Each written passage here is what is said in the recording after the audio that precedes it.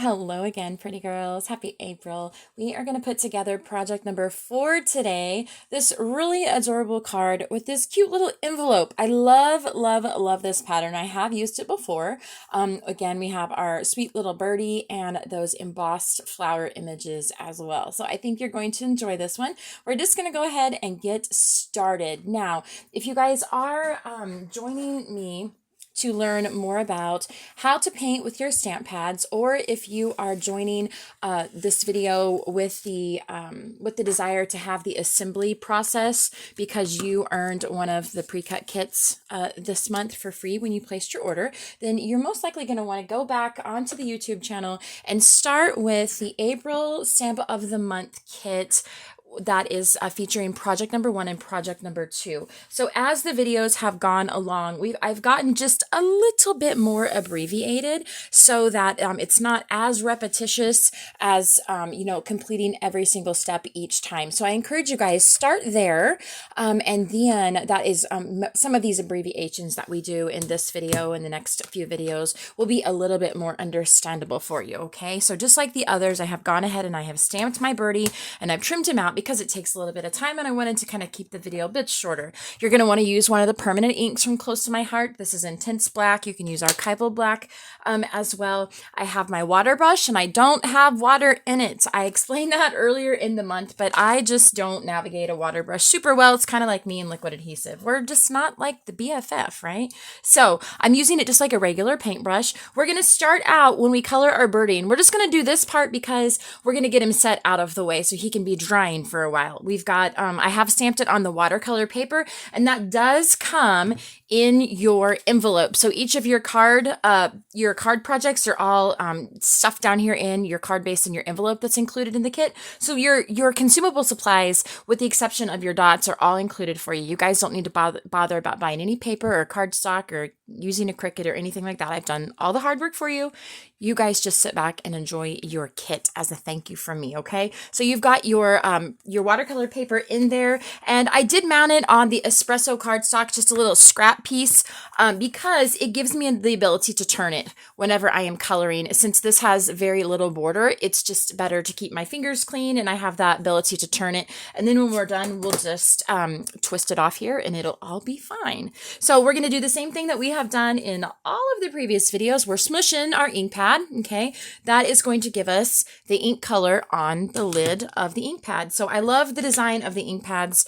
They are patented by Close to My Heart, and so I just feel like they're super duper usable and easy to open and close. But for this technique especially, it is just like an instant paint palette right there provided for you. So we have the ink on the lid now. Now, if you guys might also consider grabbing a paper towel and a piece of scratch paper, because you're going to want to test your ink, your paint color. If it's not light enough, if it's a little dark, you can add a little bit more water to it. That's going to kind of dull it down just a little tiny bit. And you can also add additional layers of color as well. Now, I want you guys to especially pay attention to how quickly we get this little birdie colored in. Okay, remember, watercolor, is kind of supposed to look a little abstractish, right? Like there's pieces that are portions of the projects that are not, colored in all the way. And you can see some of that white background showing and that kind of thing. So I feel like that look is not really a great look when we are using something, let's say we're using the alcohol markers, right?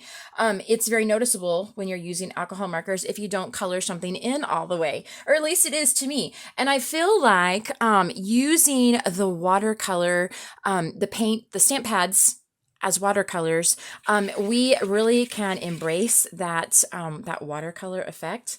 And it's very quick. It's very abstract, if you will, and you don't have to be quite as cautious with your, not only your blending, but where you're placing the color, because if it doesn't look exactly perfect, it's okay, because that kind of embraces the look, right? If you guys get too much water in your lid, you can grab your paper towel and take it out of there, but mine was okay. So we're going to go with the toffee now to add a little bit of that darker color. So you guys can see this is pretty bright, or yeah, pretty bright next to that white cardstock. So that kind of meant that we didn't really have to do a whole lot of blending and, or not blending, but kind of coloring around all of the vines and the leaves down there with the little, pardon me, the floral images. It really just made it super fast and easy to get some color laid down. And then we will just, we're just kind of really being a little bit messy there. You guys can go back in if you need to blend some of that out with the shortbread. You certainly can. But really work on, this is where the challenge was for me, really work on just kind of like, just be calm. Don't be a little OCD like me. I'm talking to myself. I really have a hard time. Like, I need to be colored in the lines all the time. And this was just really out of my comfort zone, this type of technique. But you guys, wait until it dries. It is so beautiful. It absolutely is just beautiful. Okay. So I'm done with toffee. Now I'm going to put, I used the largest of the two water brushes for the main portion of the birdie. So we're going to be done with this one now, and I'm going to go in and I'm going to grab the smaller of the two. We're going to grab pine and papaya. And so my papaya, I want to be a little bit lighter than the actual on palette color of papaya. I tried peach early whenever I was designing this kit, and it really just, I kind of had like a little too Easter pink vibe going on, and it didn't really look appropriate. So a watered down papaya is what we're going for. So you can already probably see how these colors are starting to blend. You guys, they are so pretty. I love it. I just love it. So I've got my papaya, which is going to end up being like a bold peach color. And I am just quickly going to color in the floral images. And you can see I'm not really just taking a whole lot of care. See how quick and easy this is. I would still be coloring these very slowly with my alcohol markers if we were using that coloring medium. But this is so quick and easy. It's very forgiving. And I just love it. You guys will see more. You guys will see more kits using this coloring medium going forward. I feel like the more I do it, the better I get, and it's just a beautiful look. It really, really is. So we're done with the papaya now, and we're gonna grab the pine. Now I watered down my papaya, but I don't want to water down my pine. I really want it to be quite bold. So I am going in with more of a dry brush actually, and we're just picking up some of that color off the paint palette because it's essentially a paint palette when we're painting with it, right? And I'm going to go in and we're coloring the leaves here. And you can see we are just quickly going through here. It's so crazy how much faster it is, guys. It's so crazy.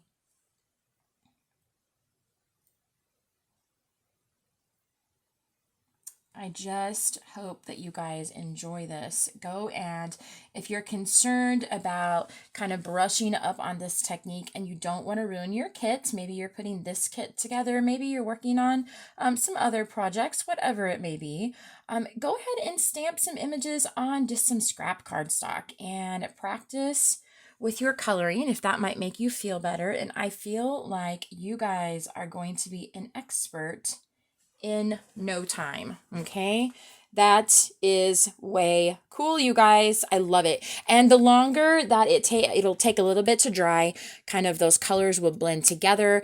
It's going to be absolutely beautiful. So just hold your horses. When it's finished, I think you're going to love it. So we'll get this stuff out of the way. Now we're going to begin some other stamping. So we're going to stamp on, we're going to stamp our Just a Note and our cute little musical notes down there.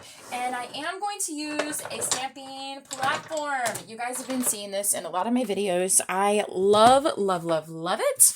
The hand trimmers, like the older I get, the worse they get. And they are not my friends. especially when I am trying to stamp something more than one time. And so stamping platform for the win. We are also, it's very difficult to see, but we have some cute little footprints down here on the top portion of the card as well. So I'm grabbing that block. I forgot to grab that block and that ink color while I was preparing my workspace. So now we have it and we're ready to go. I think we have all of our pieces and we are ready to get to work. So one of the things that are really handy is when you guys are using one of those longer border like stamps like this one here, is I like to line it up on my Versamat, line it up with the grids. There is a line on your block, but it's very difficult when you guys place your stamped image on your block. Once it's down there, it's stuck, right? So you have to constantly be moving it up and then repositioning it and then moving it up and then repositioning it again. It won't stick really much with its sticking on the Versamat. So the stamp image is face down, right? And you can get it straight while it's on the block. So place it down on your Versamat. Then you can pick it up with your block and you have an image that's really straight and you don't have to continue to reposition it. And it's just a little bit, I feel a little bit more user-friendly that way. So we're going to go ahead and get into our kit. And we're going to get out... Let's see, we're going to get out the little white piece of cardstock. You can set aside your watercolor cardstock because by now you've already stamped and trimmed and painted in your birdie. We're going to grab the white piece of cardstock there and the papaya colored heart. Now I actually did use the back side of the papaya, I think. Maybe I didn't. Yep, I did. I used the back side of the papaya just to kind of tone that down a little bit. So we can grab our ink pad and we'll go ahead and do that while we have it sitting here. So I have two cute little notes. Now, if I blunder on this, there's a fun way to fix it. You can get your black journaling pen and just color in where your blunder is. So I did not worry about the stamping platform. That looks good. No worries there. So we don't have to fix anything, but we just have two little notes up here in the top left corner that will allow them to stick out when we kind of tuck that heart up underneath our little cluster there. So now we're going to do the same thing with our just a note. So I'm going to place it down in our platform. It's going to go up here in the top middle. Now I am going to run my journaling pen around the outer edge of it. So I want to make sure that I bring it down enough to be able to do that. So I do have that black line there. So I've got it set down on my platform. We will move it up now that we've picked it up. And let's get stamping. I am the world's worst at keeping my ink pads inked correctly. And so the platform is also another little remedy for that, because you can stamp multiple times. If you have an ink pad that's a little dry, you can stamp multiple times and you don't have to worry about not getting it lined up correctly. Even if your hand doesn't shake, sometimes it's hard to get it lined up correctly, right? So the next step before we kind of begin our assembly is I wanted to talk with you guys. I did, we talked about it in the other videos as well, but I did color in the dots with the copper, the molten copper paint marker. Okay, so any color of dots, this will color them fully so you won't see any of the color underneath. So it's great to use just bits and pieces, some leftovers, that kind of thing. Super great way to use up those leftover dots. So this is something you're also going to want to do and just leave it to dry for a while. You can put multiple coats on it if you feel that it's necessary, but I did that prior to starting the class, so we don't have to worry about doing that on camera, but I just did want to mention that. We are going to go ahead and emboss our flowers. And again, I'll mention again, guys, I really talked about a lot of additional things a lot of additional steps in the previous videos. So if this is your first one of the kit that you're working on, please go back and start with the video that is labeled project number 1 and project number 2, because like I said, I really go into a lot more detail kind of why we're doing things and little tips and tricks and that kind of thing. And as we go on with the monthly videos, they're going to be a little more abbreviated. So I'm going to emboss off camera because it shakes.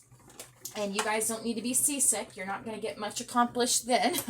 So I'm running it through on the embossing setting. And I like to turn that dial down where it's really loose so that I don't have the cracking and that white core showing through like many times we see when we are embossing with Close to My Heart cardstock. So now we have a beautiful, beautiful embossed floral pattern. I did use the Floral Slimline embossing folder, and that is on the supply listing, so you guys can have a list of all of those additional tools that I use, the ink colors and the embossing folders and all of that kind of thing. So we're going to put our flower together, and we are going to run our doodling pin around the edge of our little card here.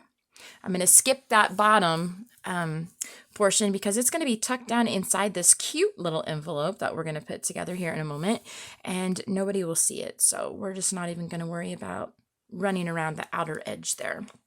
Okay, so now we have pieces here ready to go. Let's dig back in our little packet. We will put our envelope together. This is already pre-scored for you guys, so you don't have to worry about doing any of that. And when I say I have done all the hard work for you, I am not kidding. I do all the hard work for you. So all of your Cricut pieces are cut. Occasionally we'll use a thin cut, and those are taken care of for you. And your pattern paper is all cut. You have your pieces in there that you'll want to stamp. Is provided for you. So really, you just really, your job, okay, this is me giving orders, ha ha ha. Your job is just sit down and just enjoy yourself, okay? You guys are earning these kits because you were so gracious and chose to do business with me. And sending the kits is just my way of thanking you for choosing to support my family and literally, quite literally, put food on my table. So my boys and I are very grateful, and I just want you guys to really enjoy the process. So that is why it's just important for me to do all of that hard work for you. So I'm putting a little bit of adhesive on the front and the back so that I can tuck my card down inside my cute little envelope. Oh, I see what I did. You guys notice what I did? I closed up the not the curved edge. So the curved edge is right here, and the curved edge was supposed to be showing. So look there, me with a blender. That's okay. It really does not look that different. But I mentioned that just in case you guys either notice it or so you don't make the same mistake that I did. So let's see. Okay, we may wait on that heart just a moment. We may wait on that heart just a moment until we get our flower put together, and then we get it piggybacked with our little birdie. One of the things that I'm always telling you guys is that when we're placing images down onto a project, maybe you're working on clustering on a scrapbook page, or you're working on a focal element for a greeting card, just like we're doing here. What I encourage you guys, if you have multiple pieces kind of hanging around, go ahead and try to get them all placed together as one single element. And then all you have to do when you make it over to your project, all you have to do is maneuver around that one single element. You don't have to worry about getting, one of the a flower correct. Well, then you do that. You're trying to get the leaves correct. Well, then when you're doing that with the leaves, you've moved the flower because the flower wasn't glued down. And then you've got to figure out how to get the heart underneath it and all of those things. And it just, to me, has always felt much easier to be able to go ahead and put as much of that element together into one single piece before you began putting it down onto the project. Again, that's kind of one of those things, to each their own, I know, but for me, that always works much better. So I am going to get my You can tell I'm getting old, you guys. I'm getting old, and I have dexterity issues, right? So my tweezers are my BFF. They are like an extension of my hands. I love it. So now we have our flower put together, and let's grab some foam tape and whatever we did with our birdie. Here is our birdie. Okay, let's get our foam tape, and we'll put our dimensional squares on the back of the little birdie. Then we're going to kind of sit here and get them all arranged on the card. And we will have like so much of this done. Okay, it's very quick, very easy. It's only going to take just a quick moment to put the rest of the layers on the bottom portion of the card, and we'll put our embellishments on there. And really, like, we're almost done, my friends, almost. Okay, peeling these backs off so I can kind of sit and maneuver this around.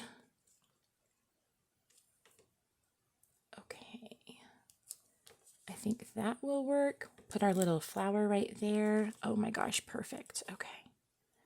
Okay, so our little birdie will go right here with his little beak right next to the notes. Okay, we will go ahead and place a few foam dots right here. I always have this rule, don't commit until you're super duper duper happy with how it's placed, right? So don't smush anything down. That's what that means. Don't smush anything down till you're super happy with where it's placed. Then you can smush it all down. Oh my gosh, you guys, that is like perfect. Okay, so now we'll take off a few foam dots and we'll place our flower on top. And you guys see how much easier that was, right? When we placed it all together in one element, we weren't kind of finagling around with the leaves, trying to get them perfect and all of that. It was just much easier this way. So now we have our entire focal element ready to go. We don't have our dots on it yet, but the element is going to be ready to go down on the card, and all we have to do is place the adhesive on the back and the entire thing is ready to go. So now let's grab our card base. We'll check the score line. Lately, score lines are not just exactly perfect, and so I like to kind of square those up a little bit. Okay, so now we are starting with the mist vine color, or if you guys want the yellow flowers, you can do that as well. We are about 5/8 of an inch from the bottom, but really this just doesn't matter how far from the bottom it is. You guys could place it all the way down at the bottom if you would like, or you could leave a bigger area. This is one of those patterns that's really, really easy to kind of do your own thing. Because the placement of the pieces doesn't have really much to do with the rest of the card. So you have the ability, the flexibility to kind of move it up or down however you would like, because there's room to do so. Now you'll see here we did a cheat, right? I do this sometimes. I only had 4 inches per kit because I get 6 out of a paper pack. And so I only had 4 inches, but my card base, I wanted the pattern to go all the way to the edge. And so if you place an element on the inside, then that will cover up that broken area, and no one will have any idea that you placed, that you have an open space here. They will not know. So another fun little tip for you guys to carry over into your own crafting. It's just, you know, who doesn't love conserving paper, right? That is something I enjoy doing. And so now we are ready. Let's put on our sweet little linen colored ink is what we're working on. And we're going to put the little footprints on the right, or the top and the bottom. So let me grab one more little piece of scratch paper. Now this is going to make it a little bit harder for you guys to see the white on the white, but I can still see it, and that is most important since I'm the one running the stamp pad. But this will be a very, very, very light color. I don't think you guys will even see it on camera, but you can see it in real life. So I have sweet little, almost invisible footprints here on the top right above the pattern paper and also right below it. So now we have that done. Now I will not make the video longer and have you guys watch me trace around the edge of the card base. I'll do that after I turn the camera off, but you can see the very same thing that you saw me do on the cute little card, right? I did that all the way around the outer edge of the card base. So you guys can do that should you choose. And now we can go ahead and place adhesive on the back of the envelope. I am going to grab, since I have this little leaf hanging out over here, it is sitting up a little dimensionally, right? Because we put those foam dots on the back. So I'm just going to add one more little dot over here just to kind of give that a bit of, make it a little bit more level. Okay, so now all we have to do is you need to decide where you want it, kind of placed. Oh, did you see what I did? Look what I did, guys. Oh my gosh, that's mistake number 2 in this video, for goodness sakes. Let's see if I can take it off without ripping it. If we rip it, then green it is, but I would rather the mulberry. Okay, let's see. Let's see if we can get this off without blundering it. I don't know if we can or not, because I went ahead and committed, just like I said. Okay, let's see. It's just real life around here, guys. There's no video editing. There's none of that fancy stuff. It's just Susan in her studio. Okay, so normally we can get this off pretty easily if it doesn't take the color of the pattern paper off. I have one little spot here, but I think we can place either our leaves over it, or we can place part of the envelope over it, or we'll put a dot over it. We'll figure it out. But if we can keep it from ripping off all of the pattern paper, usually the rub and remove eraser does a really good job of taking that adhesive off. And it did a good job. Okay. All right, let's try this again, shall we? Oh my word. Oh my word. If I was one of those fancy YouTubers, I would edit this out. But you know what? It's just not going to happen. Okay. So we're trying this again. Okay, there we go. Let's see. Yeah, I think that I can cover this up with the leaf. Okay, so let's try this again. Okay, there we go.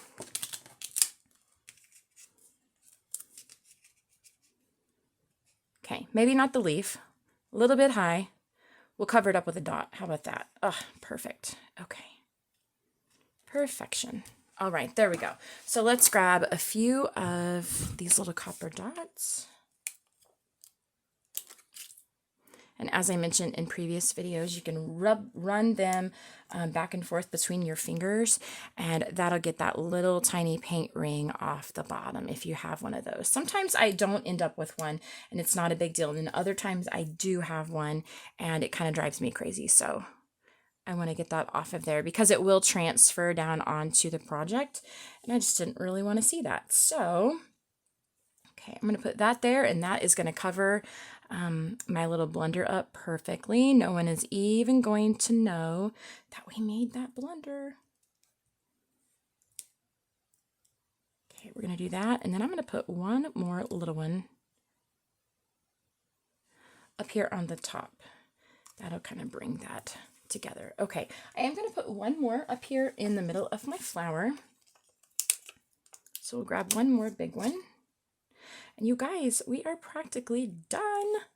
Now, like I said, if you're putting this video, by now, I hope that you've already clicked off of it and went and watched number 1. But there was many more tips and reasons and methods behind the madness in the previous videos this month. So since I'm going to continue to place them over on YouTube, you guys will definitely want to start with the first one of the month going forward. So, May will be the same way, June will be the same way. Make sure you watch the first one and kind of move forward, because I'm going to kind of weed out some of those repetitive things just to make them a little tiny bit shorter. So that is what we have for this project. And if you guys want to see the others, hop over to the YouTube channel and they will be there. I thank you so much for joining me today, guys.